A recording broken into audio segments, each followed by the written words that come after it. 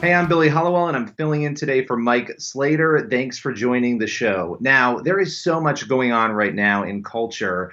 And I think when I think about culture, one of the things that I always turn my attention to is this question of how do we win a debate in culture? How do we convince people that our viewpoint is correct? We've got emotional appeals, we have logical appeals, we have appeals to character, right? But it's logic. That is the thing that convinces us the most. If we can make something make sense, well, then we can sway other people with it, right? So logic is what truly matters, but yet we're suddenly witnessing this very strange dynamic in culture right now where we're throwing logic out the window. And in exchange of logic, what we're seeing all around us are people who are driven by emotion, right? We're calling people out. We're seeking to destroy and cancel those with whom we disagree. And don't get me wrong, I'm a big personal responsibility guy, right? I think you should be accountable. If somebody has said something or done something that's inappropriate or wrong, apologizing and righting that wrong makes perfect sense to me, right? But what doesn't make sense, though, is going out in an attempt to cancel someone, right? Going out to try to make sure that person never works again, never speaks again, never performs again. I mean, my goodness, a pizza shop like Domino's can't even like a tweet without people going after it. Perhaps you saw Domino's stellar response to anger over a tweet. They were thanking White House Press Secretary Kayleigh McEnany for a compliment she made back in 2012. And Domino's tweeted, I'm just going to read it because it's great. Welp, it's unfortunate that thanking a customer for a compliment back in 2012 would be viewed as political, but that's 2020 for you. And listen, we can pull from thousands of other examples, right, of cancel and call out culture. There's these antics that are raging all around us, and we see how these dynamics play out. Who can forget, and this is one of my most famous examples, one of my favorite, Ellen DeGeneres, who we know is gay. She dared sit next to George W. Bush at a Dallas football game last year. And if you remember, there was outrage over this among some people. And rather than silently ignore it, I actually really admired the fact that DeGeneres came out with some really thought provoking quotes. And one of the things she said, I'm going to read it to you. Here's the thing. I'm friends with George W. Bush. In fact, I'm friends with a lot of people who don't share the same beliefs that I have. We're all different. And I think that we've forgotten that that's okay. And she went on to talk about being kind to others, that being kind doesn't mean only talking and liking the people with whom we have the same viewpoints. So there's this real toxicity in culture, right? When we decide to go after people. I mean, think about this. Two people, very different viewpoints here. They dared sit next to each other and get along. I mean, we should be praising this, right? Ellen is precisely correct here. And I think the real problem with all of this cancel culture and this call out culture when it's run amok is that it leaves no room for complexities, right? We're complex as human beings. There's redemption, deeper thought, compassion, forgiveness. I mean, these are the central components not only of Christianity, but I would argue of the human experience. And in that case, nobody did anything wrong. They just sat next to each other. But let's say you've said something, you've done something, you've tweeted something. I mean, there isn't a soul alive who could confidently say that they've never said or done or maybe tweeted something that they regret or that was maybe inappropriate. You know, we're human beings, right? And at the end of the day, we all make mistakes. We're imperfect people. And I think that's important to remember. But what cancel culture sometimes seeks to do is reach into the past or the present to yank out these anecdotal examples of weakness and then to dismiss each and every person who falls victim to it. Cancel and call out culture incubates, and it's really driven by this mentality that I think at its core is deeply troubling. Again, we want to hold people to account, and we should hold ourselves to account. But this obsessive focus on the fact that people are out there trying to destroy other people, really on the basis of mere ideological disagreement, I think that's the most sinister element of this. If you look back last year, former President Barack Obama, he actually spoke to this, and he said a number of things that I think are actually important to go back and look at. He talked about the fatal errors that young people make, in particular on the internet, when they go after others. And he spoke about the fact that there's this assumption that everybody has to be politically woke and pure, and that the world is messy. And I'm going to read some of his quotes. He said there are ambiguities. People who do really good stuff have flaws. People who you are fighting, they might love their kids, share certain things with you. And he wasn't done there. He went on to say that there are certain young people, again, who seem to really be emboldened by social media. And we'll talk more about social media, but they believe that making change comes by being judgmental, going after others. And one of the tweets that I loved, or one of the statements rather, was he said, if I tweet or I hashtag about how you didn't do something right or you used the wrong verb, then I can sit back and feel pretty good about myself. Did you see how woke I was? I called you out. Then I'm going to get on my TV and watch my show. That's not activism. That's not bringing about change. If all you're doing is casting stones, you're probably not going to get very far. And Obama's completely right. No matter what side of the political spectrum you're on, it's crazy when we look at these mistakes that people have made and we call them out and we risk really failing to bring about the change that we seek. Listen, again, and I've said this 3 times, there are times when people say things that are beyond the pale, when the comments need to be apologized for. But there are also times when people just don't like what people are saying. They don't believe in the statements that people are making. They disagree, and they go after them. They pile on for the sake of shutting someone down. And not only is that ineffective, but it's actually dangerous. We trample on the First Amendment when we obsessively assume that for some reason, our views and our perspectives are so pure, so sacrosanct, that we simply don't want to hear anybody else's perspectives. Yes, we should correct people, again, when they say something insensitive. We should correct ourselves if we say something morally reprehensible. But when we leave no room for forgiveness or mercy or redemption, we not only fail those people who we go after, but we also fail to work towards the change that we're claiming to want to make. Part of the problem here is that we've been told that our emotions are just so important, right?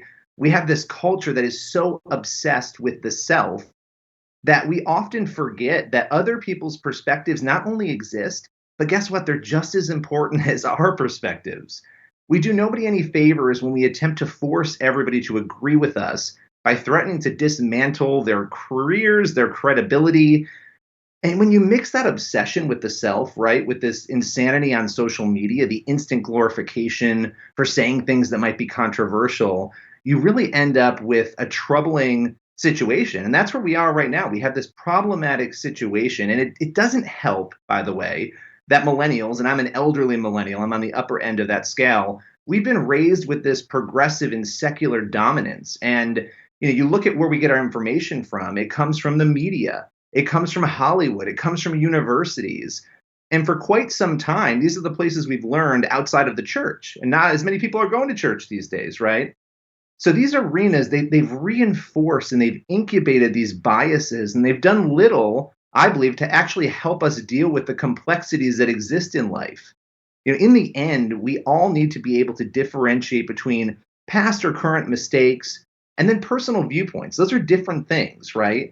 And if we don't like them, too bad. We have a First Amendment. We have the freedom of speech. And we've got to offer forgiveness and mercy and grace. Human beings make mistakes. And for those of you who are on a quest to cancel everyone, I just pray that you never make a mistake, because we're on some dangerous trajectory right now. And you, too, could fall victim to this cancel chaos. Coming up, we're going to have Dr. Sean McDowell. He's an author, an apologist, and a professor at Biola University. We'll be right back.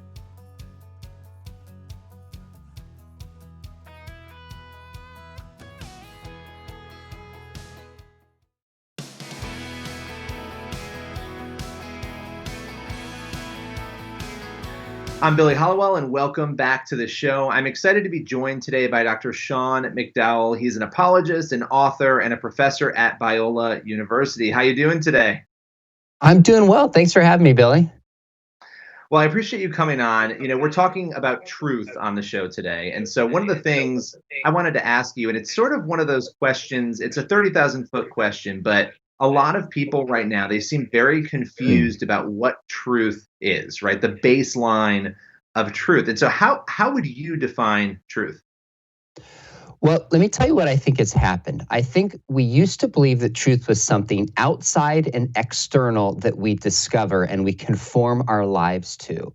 One of the things that's contributed to this is that we now have a generation that can have what they want, where they want, how they want it, when they want it on a smartphone.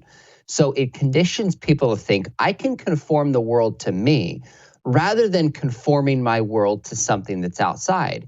Because truth is when a belief matches up with reality. It's when an internal belief matches up with an external reality.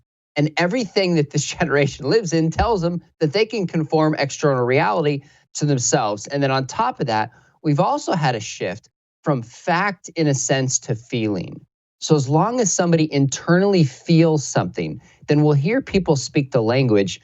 Just speak your truth. That's true for you.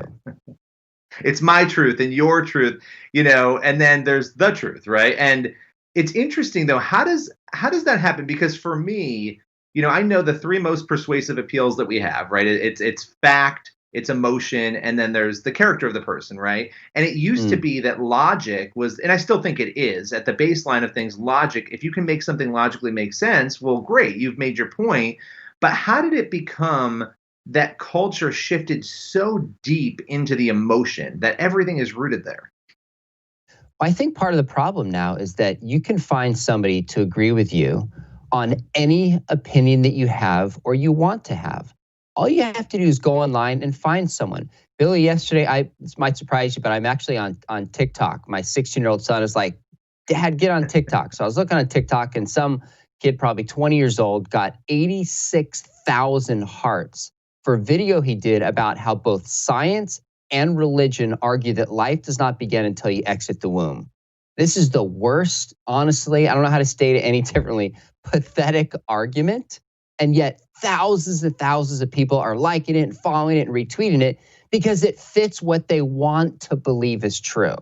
So I think a lot of the shift has just taken place is the endless availability of information right at our fingertips helps us concoct the kind of reality we want than conforming to a reality outside of us. And frankly, there's nothing new about this. In Romans chapter 1, people know the truth because God has made it clear to them in creation and the human body, and yet people suppress it because of sinfulness. So I think a lot of it has to do with just the availability of information. But second, we also have an increasingly hurt generation, whether it's fatherlessness, whether it's loneliness and depression. All of these things are creating such an internal hurt. So it's hard for more and more people just to skew their minds and focus on what is true and conform their emotions to truth because these emotions are just so powerful and strong and overriding in their lives. Well, and it's interesting too, because some of the things, when you hear people talk, it's, satisfy my emotions, right? I'm upset, so satisfy my emotions. That's the solution. But you just mentioned some issues. We know there are deep, deep issues in society. And I think it's fascinating as Christians, Christians will talk about the solution. We know that changing the heart is the solution. We understand that. But it seems like culture, the solution is satisfy my emotions, not get to that deeper issue and fix that issue, because you're just treating symptoms until you actually dive in and treat the issue itself. Does that make sense? Yeah, I think that's 100% right. I think we have a culture where people are hurting and they're demanding that other people affirm their feelings and their reality. And if you don't, I will demonize you. I will cancel you. I will do everything I can to publicly shame you for not affirming my feelings and my reality and my understanding of things, facts aside.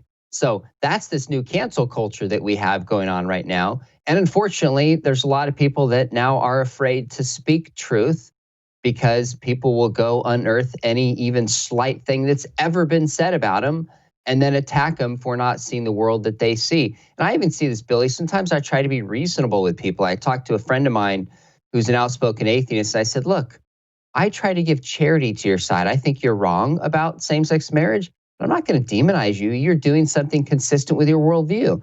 Why do you demonize me? And he said, well, that's because your position is false and you're harming people. It doesn't deserve respect.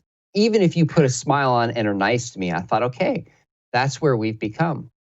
and that's the thing, with cancel culture, and I almost call it cancer culture because that's what it is. I mean, it's one thing to say, oh, you've said something inappropriate or wrong. And if we've done that, we need to repent for that, say we're sorry for that, and move on. But what it's crossed into is exactly what you've just described. You don't have a right to a viewpoint, right? You have no right to your viewpoint. And I'm going to make sure you never speak again. And in some cases, I mean, I'm thinking of authors right now, very famous authors out there who maybe have made some statements about gender or other issues. They will be canceled. We are going to shut you up. We're going to stop you from having a career because we don't want to hear what you think. And I said this in my monologue today, not only is that wrong to that person, but it's actually dangerous to the First Amendment. It's dangerous to our ability to actually communicate on important issues in society.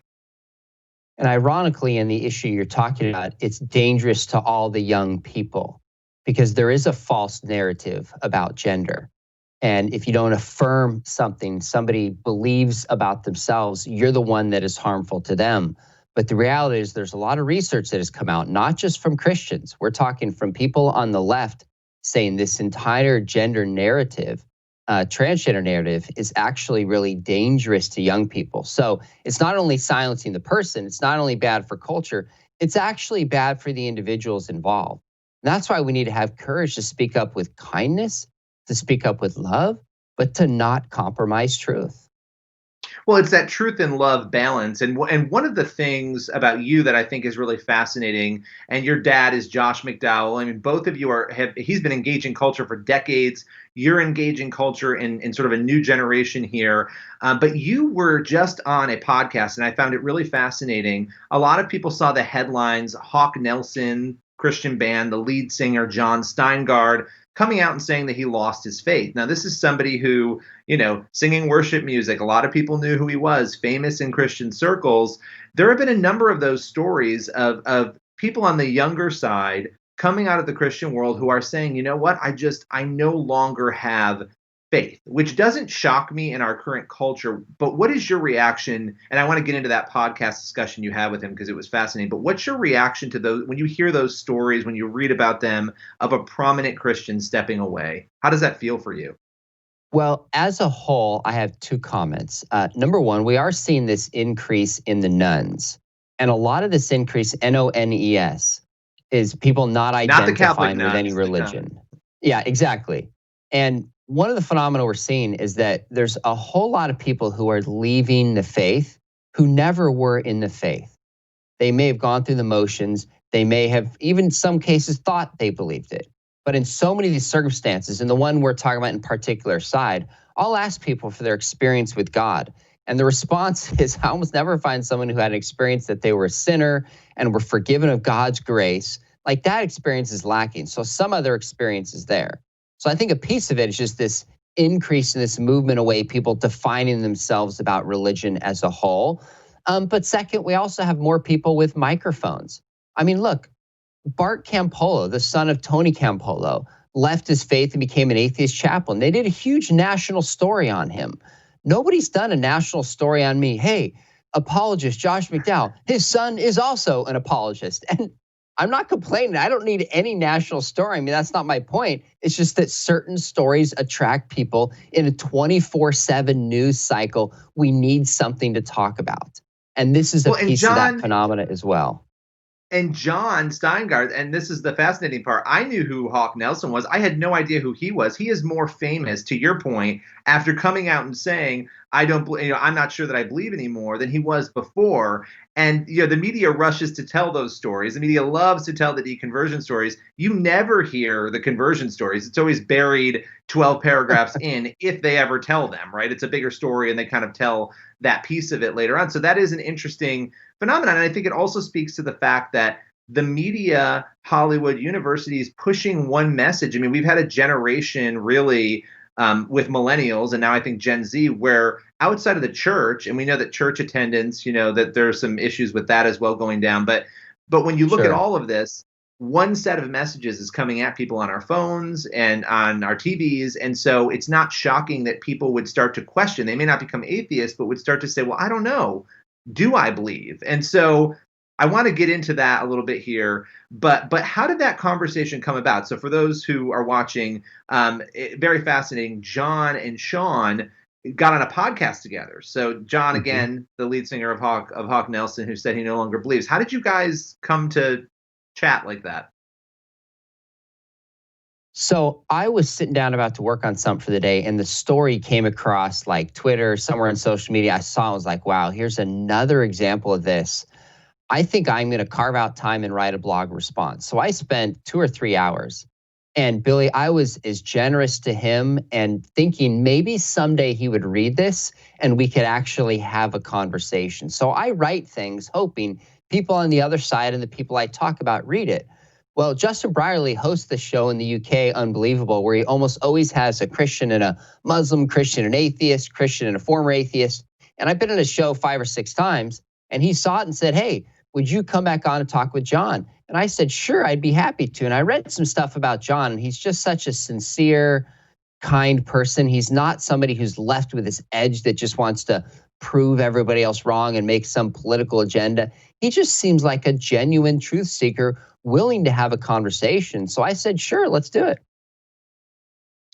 And so, what was your? I mean, I listened to the conversation. I thought it was fascinating. You guys had a really respectful, and this is again a model for how do we interact with people with whom we disagree. You had a great conversation, and you corrected some things you thought he was wrong on, and he responded really well to that. At the end of that conversation, what did you feel was the big takeaway that maybe Christians and non Christians alike could glean from that? Well, you're right that this is the kind of model conversation that we should be having.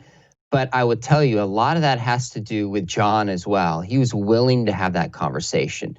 He's open, he's thoughtful, he's not threatened by somebody having a view different than he does and challenging him. So not all atheists or skeptics and not all Christians are that way. So to have a substantive conversation like that, it's going to take two people willing to listen, to push back, ask questions. So, in many ways, I think the success of that conversation was before it even started. So, if I'm going to have a public conversation like that, I'm going to choose the kind of person who I'm going to be in conversation. Not that I won't have debates, I've had those debates, but this kind of positive conversation, it just takes two people and a great host like Justin to facilitate a good conversation. But I've had a ton of feedback on this. And I think there's an awful lot of people who are hungry for this kind of dialogue. They want to see it done well with respect. Well, and one of the things that came up in that conversation, and the reason I asked you about it is I wanted to work towards this question, and that question is doubt, right? A lot of people have doubt and they're afraid as Christians. Oh, I have a doubt. I'm not sure what I believe. And that can happen in politics and faith. I think we're afraid of it. And so we don't answer the questions sometimes. We don't seek the answers of that doubt. We just kind of try to bury it. How would you respond to doubt? Is it healthy? Is it unhealthy? And what would you say to those who might be experiencing doubt in some way right now? So, along with teaching at Bio, I teach high school part time, 3 mornings a week where my kids go to school Bible class. I've done this 18 years. And whenever a student comes to me and says, gosh, I have doubts or questions, I always say, that's fantastic. Good for you. The first thing I want to do is affirm their feelings and emotions so they won't bury them and they'll bring them up and talk about them. And I also want to say, good for you. Now you're taking seriously how important these questions are about God and the afterlife and the Bible. These are the biggest questions that matter. Let's talk about it together. What do you got? So I want to affirm their emotions, encourage them to ask these questions, and ultimately let them know that, look, you're not the first person doubting. People have been doing apologetics, which means giving a reason for the hope within since the time of Jesus. In fact, even in the Old Testament, they did a kind of apologetics. So if you're willing to go out there and look and try to find it, there are answers if you're willing to do it. Well, and it's interesting too because with John, one of the things that struck me in his initial post on Instagram when he first announced that he no longer believed was that he had a series of questions about God and about why does a good God allow bad things? You know, the questions we normally hear. But it was shocking to me to hear him write or to see him write that he actually knows a lot of other young Christians who have the same questions and are having the same doubts. And I Yeah. thought some of these questions are the most basic questions. Are we failing young people, right? Are we not preparing people in Christianity to deal with these questions appropriately? Because if that's the stuff leading people away, it does make you wonder what we need to do to step it up. So I wanted to see what you maybe thought about that.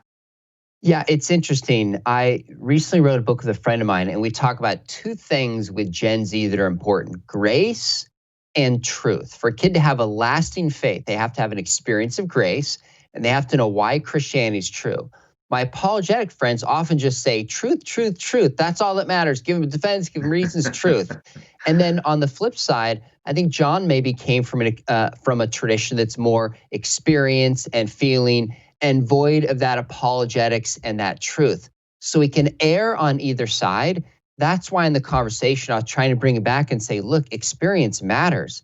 We've got to live this out, but we also have to have an anchor that shows us what is true. So my guess is he's probably talking with a lot of other people who have the same kind of experience that he has, where they haven't valued. Let's do good theology. Let's talk about how we know the Bible's true. Let's invite doubt. Let's talk about these tough questions.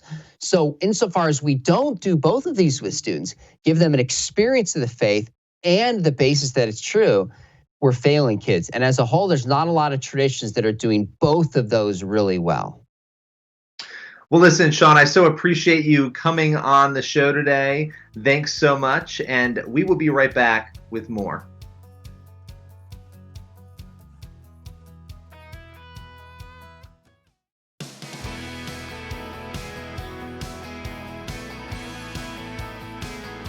So as we start this segment out, I want to talk a little bit about truth. What is truth? Now, we know that it's a fact, it's a standard, it's a baseline of our belief. It's the way in which we see the world and perceive the world around us. For Christians, truth comes from the Bible. It comes from the gospel and biblical history. But we're kind of living in this strange time right now in which mainstream culture actually seems allergic to universal truth, right? There's this rash of people out there, and they're kind of obsessed with individualized truth. So these are the my truth people. It's my truth and it's your truth. But so many of us are afraid to actually acknowledge the truth. And it's this strange reaction in which it feels like everybody is entitled to embrace their own version of events, even if those events are devoid of facts or if they're based mainly on emotion. And it's interesting to me because we've moved so far away from the baseline, right, of our Judeo-Christian values. These were the underpinnings of society and culture. And when you look around, things feel very unsettled. America and the world has never been uniform, right? We've had our mistakes, we've had our issues, people have disagreed.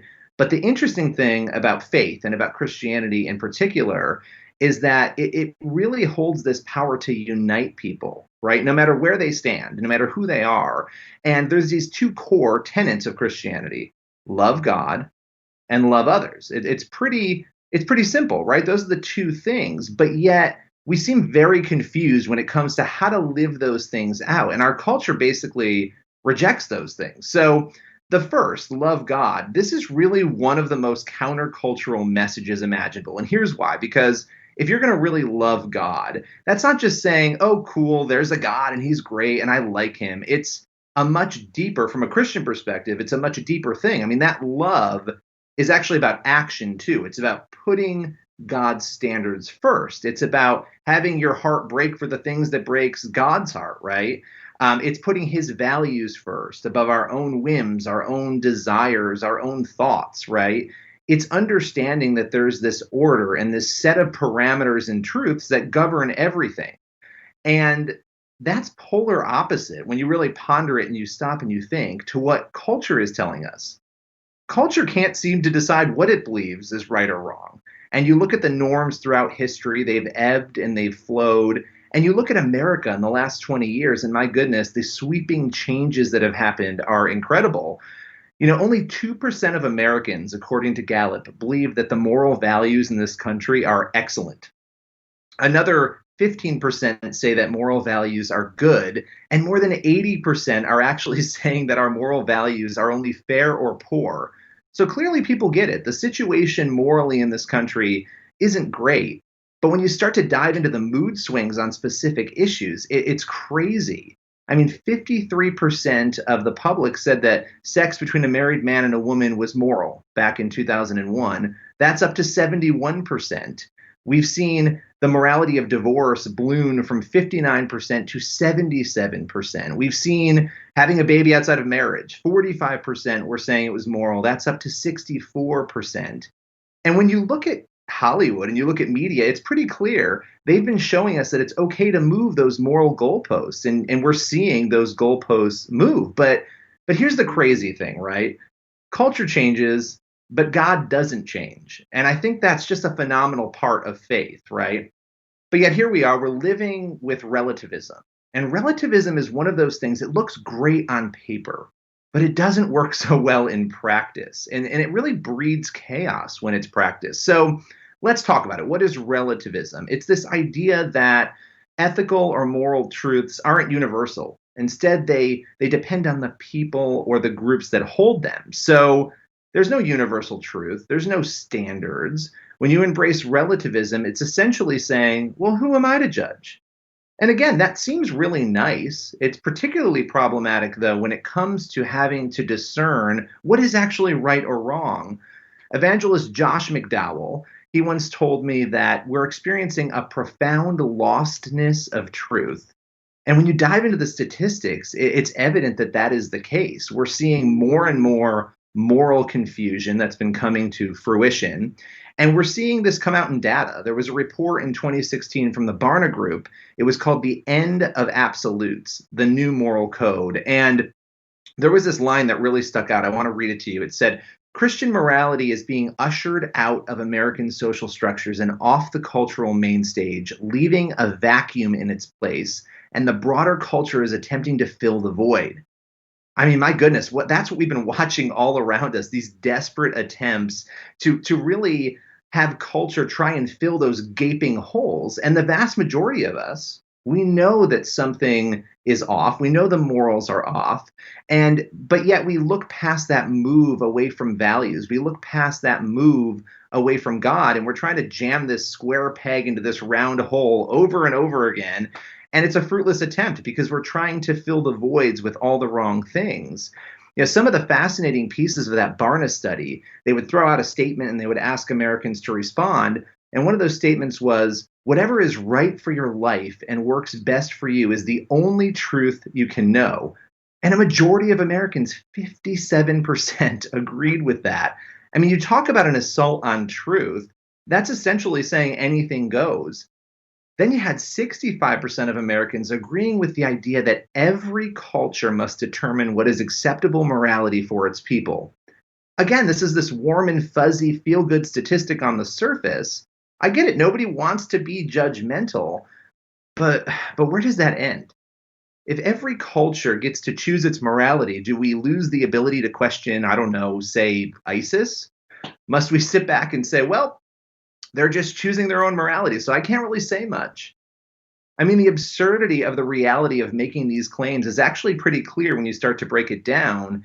And yet here we are. We have been so biased by Hollywood and media and university, this bombardment of ideas coming to our cell phones, our computers, this secular narrative, that we've collectively lost our ability not only to discern universal truth, but even the willingness to embrace the reality that it exists. And the more that we push truth out, the more we kind of move towards this relativism, right? But here's the problem with all of it, right? Nobody is really a relativist. You've got people out there toppling statues over. There are proposals to defund the police. There are all sorts of positions. Some of them, maybe they're rightfully being made, or maybe they're interesting proposals. I don't know. But the reason I'm bringing them up is because those are not relativism.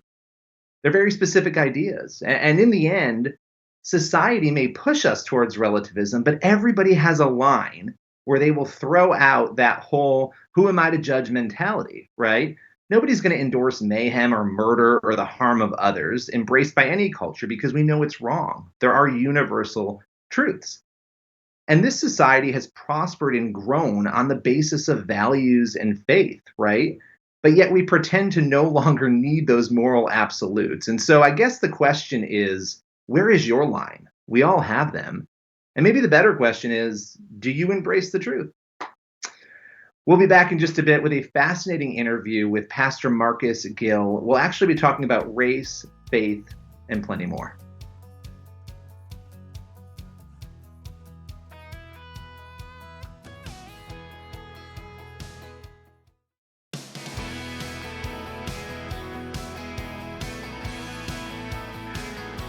Welcome back. I'm Billy Hallowell, and we are here today with Marcus Gill. He's the founder of Marcus Gill International. How's it going today? Doing great, Billy. How about you? I'm doing well. I'm doing well. So, we've got a lot to talk about here, and you have been a pastor, you're a speaker, you're an author, you are out there, and you've been putting out a lot of very interesting videos lately. And I saw one the other day, and that's why I wanted to talk with you in light of everything that's going on in the country right now. And it was about stereotypes. And so, I guess before we get to the video, though, I want to hear how you're doing in the midst of all of this, because you're in a unique position. You're a pastor, again, you're dealing with ministry, and you're a Black man in America right now dealing with the issues that we've talked about. And you and I have talked a lot about this. What has it been like for you in this era over the last month? It has been extremely difficult because, hey, listen, pretty much all of my conscious life, I've been able to, be on both sides of this thing. I grew up in a military home. We're called military brats. I'm sure you heard of them. So I've always had friends of every race, every nationality, every background. In fact, my best friend growing up was a dude from Korea. All right, I don't know if it was north or south, but he was a Korean guy, man. And so I've always lived this diversified life. And the difficulty is not only in me seeing, the devastation, especially the recent George Floyd video, and of course the others where there are these unanswered questions about what really happened. That's not the only measure of my pain. The measure of my pain comes because I have such a diversified life. I have diversified friendships. I preach in all churches, Black churches, white churches. I've preached in some Chinese-speaking churches, Spanish-speaking churches, and of course, multiracial ministries. And so the difficulty has been trying to have a balance to really let all of my friends understand, friends and family understand that, listen, I get both sides. And I think that's the hardest thing in this season, especially being a pastor. Shout out to all the pastors that are pastoring multiracial churches, because there once upon a time, everybody was dreaming like, oh, I want to have a multiracial church. And we have the famous saying, I want a church that looks like heaven. That sounds so good. And you see it. And then you come into times like these. And I think the hardest churches to pastor right now are churches that have multiracial crowds. So it's been a difficult season, but I have hope. I believe we're going to get past this and things are going to be better than they've ever been before in our country. How do you balance, right? The other element of this is when you're a faith leader, people are looking at you, right? And you're out there. You've got over 2 million followers on Facebook. You are out there and you're putting videos out and people know you. And so how do you balance that responsibility as a pastor to deal with the spiritual elements of things, with the emotions you have as a human being in light of the things that have happened, with the things you want to see happen and move forward in society? How do you strike that balance in your position? Well, it's exactly what you said. I cannot approach this thing emotionally. I can be real about the fact that I do get emotional, but I can release a message of encouragement that will help and bless people without it being an emotionally based message. I really believe in the God of the Bible. I'm sticking to that no matter what. I know times are changing and everybody wants to have different ideas and ideologies, but I really stick with the Bible. And the word of the Lord gives us the inspiration to literally get through anything. I always go to Jesus in John 16:33, where he said, in this world, we're going to have trials. We're going to have tribulations. We're going to have wars. We're going to have battles. We're going to have race wars. We're going to have viruses. All kinds of drama is going to happen, man. And these things are going to be painful. He gave us this warning. But this is where I remind people. He said, be of good cheer. It doesn't make any sense at all. But Jesus would say, be of good cheer in the middle of a race war. Be of good cheer in the middle of a pandemic. Be of good cheer. Seriously? But he says, I've overcome the world. So my job is to constantly remind people that the life we live is not a life of just responding to what happens in this world and just doing what everybody else does and feeling how everybody else feels. Even though you're hurting, he says, be of good cheer because he's already overcome. And if we're going to be believers, we've got to truly believe what the word says, that he has already taken care of this. He has already fixed what we're going through. Peace is not about what happens after trouble. Peace is about how God shows up in the middle of it and how we're able to demonstrate our faith through our behavior and through our actions. So that's been my balanced message for everybody. Whether you're Black and you're angry, or you're white and angry and offended, no matter who you are, if we're Christians and we're believers, it's not about black and white. It's about that color red. And the color red tells us all that everything is okay because Jesus has already taken care of it. And now we just got to walk it out. And it seems like Christians are the ones who should be at the center of walking that out, right? I mean, it seems like we're the ones who should be able to do that. But yeah, it's still a challenge because human beings are complex, right? And there's a lot of elements Absolutely. at play here. And one of the things you spoke to in a video the other day was stereotyping. And it's been interesting to watch. You and I were on a podcast a few weeks back, and things have changed a lot since then, right? We've had this movement of defund the police, and that really ranges from get rid of the police entirely, which is a very small group of people, and replace it with something else, and take money away and put it to social services. What's been your reaction to that? Watching those sort of statements, are they good ideas? Are they bad ideas? How do we approach that, particularly as Christians and as Americans more generally? Yeah, well, first of all, this may sound hilarious when I say it, but I mean it from the bottom of my heart. All of my events, we're packed with hundreds and sometimes thousands of people that show up to come and hear me speak. And one of the first things we do is call our local police department. If I'm going to a city, we call the police department, we call the sheriff's office, and we hire at least 3 or 4 fully uniformed, fully armed officers to show up to my events. And so I have this understanding, man. Everybody that follows Marcus and shows up at his events, they're not coming because they really enjoy me. And they're not coming to get a picture, a selfie. A lot of times people come to start trouble. And so I don't want to have on our registration cards, oh, by the way, click the yellow box below if you'd like to volunteer as a police officer for this service, because the police have totally been removed from this particular city that I'm coming to. I don't want that. I want cops to show up full uniform, fully armed, all right? Because for some people, they don't need laying on their hands in prayer. Some people need other levels of force for protection. And so I think it's ridiculous that we've gotten to this place where we are saying we don't want police officers. People saying that we're going to allow the community to police the community. I think that's ridiculous. I think it's absurd. And I think it's a perpetuation of what it is that we are marching about. We as Black people have been screaming and hollering about. That's justice, justice for all. And we have to say justice for all because there's an understanding that all Black men or all Black people are misjudged because of a few that break the law, because of a few that do things that are contrary to the laws of the land. And so how is it that we could be marching and we could be even, not we, but I say we in general, looting and burning down the country, all in the name of fairness and equality, and yet we'll look at police officers where there's over 800,000 police officers in the United States of America, and there have only been 1,000 shootings on average per year, which majority of those shootings, let's be honest, are justified shootings for police officers for the protection of the people. How is it that now we want to put all police officers in the same box when that's the very thing we hate? So I think it's ridiculous. I think it's unfair. And I think it's what I like to call reverse stereotyping. All right, we're just flipping the script. And now we're just creating a cycle. Because when you stereotype people, they get angry, they get offended, and here comes another fight.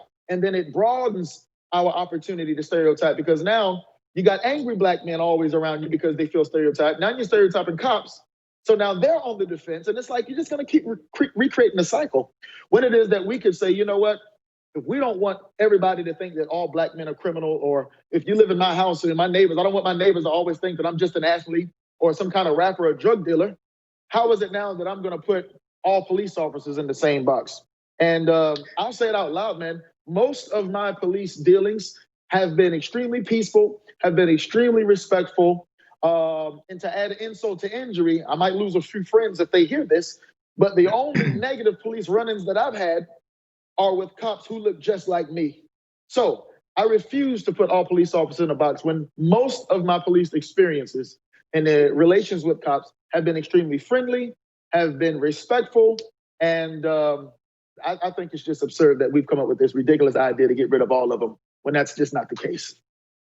Yeah, I mean, it's interesting that the human nature, a lot of us are not looking at human nature in this, right? Our human nature is to divide, right? Sometimes we divide. We are so influenced to look at the other, right? And yet as Christians, we're supposed to be coming together. And what you're speaking about, I mean, you've got people jokingly, but also I think probably some people seriously calling for Paw Patrol to be removed. You've got Lego sets going off the market, being pulled if they involve police officers and things like that. And it really does save me some money. There you go. Right. Exactly. But it really does seem like we have this opportunity right now, right? People are paying attention. We have an opportunity to make a change, and to have people come together and have that discussion. And it almost seems like, and feel free to disagree, but it seems like when that's about to happen and people are all horrified at the same time by what happened, they're all ready to talk about it. Everybody starts going off in all these other directions with these solutions that aren't really solutions to the problems that people are saying are before us. So how do we get past that, and how do we get past that and fix it? Yeah, I think it's sad that we've had so many of these cases. Let's just go within the last 10 years. Let's go to the last 10 years. We've had situations where police brutality has been at the forefront of our conversations. There have been some video, there have been partial video, and then you've had witnesses, okay? And so to be fair, we don't always know the whole story. People always go right away to cry racism. If a white cop happens to shoot a black man or a black woman, we go right away to racism. I'm not saying that all of these stories are 100% factual when it comes to whether or not it was police brutality or just use of deadly force that was necessary.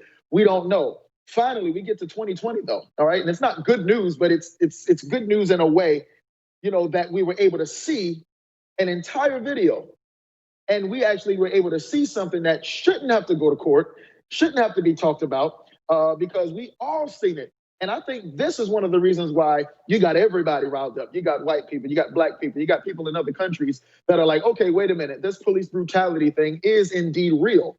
I think a lot of us know that it was real. We just never had the proof, like this most recent video of George Floyd coming, being released online. And so this right here is indeed a moment, like you said, where it's like, okay, you see now, it actually happens. What can we do to make sure that this doesn't happen again?